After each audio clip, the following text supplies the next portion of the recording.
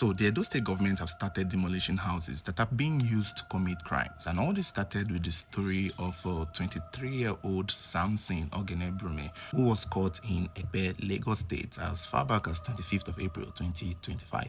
He was caught roaming around the streets with a strange sack bag.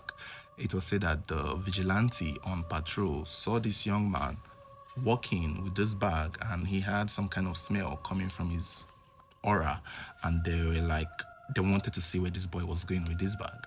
So they trailed him, followed him, and after a while they realized he was aimless. He wasn't going anywhere. So they pretty much just stopped him and questioned him regarding the content of the bag.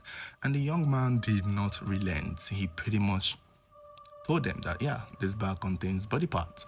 And they asked him the body part of who, and he said it's a young lady that he doesn't know. So it turned out that this young man, Samson Ogenebrume, had killed a young lady back in his father's house in Benin City, Edo State. Days before, he had killed this young lady, dismembered her body, and put it in this sack bag, and began making his way down to Lagos to look for a babalawo that would help him turn these body parts into money. It was determined that he had most likely spoken to a man named Aminu, a babalawo, ahead of time. But some sources say that he had no one in mind, that he just killed this guy, this young lady, and started looking for who is going to sell the body parts so that would give him money. So when the story broke out and news got back to Edo State regarding one of their own who had done such a heinous crime, the house where the boy had killed the young lady was traced and eventually targeted for destruction. When the story got back home, people who knew Samson started saying that they usually knew something was weird with him, that he was always walking around uncompleted building. He was always walking aimlessly. Even his father had spoken up in an interview saying that he was aware something was wrong with his son, that he had tried to take him to a psychiatric hospital or a rehabilitation center many times to help him, to grant him help, but to no avail.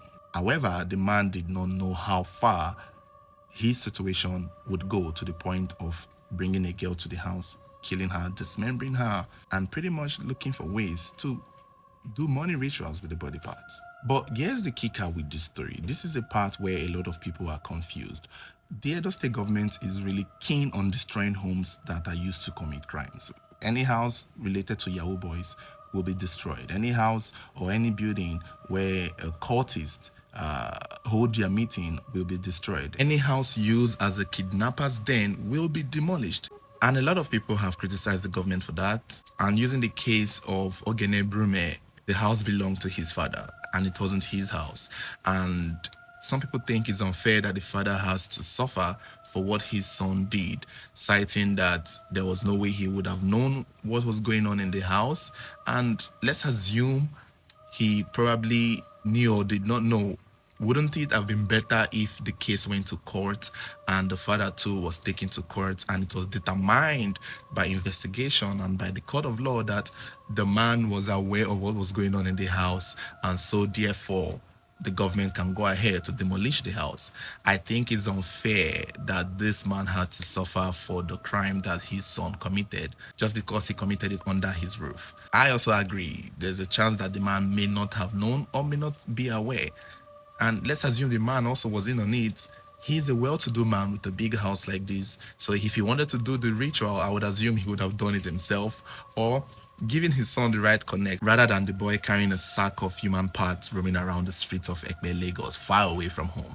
So it's unfortunate, but I guess this is what the Edo State government is about to do now.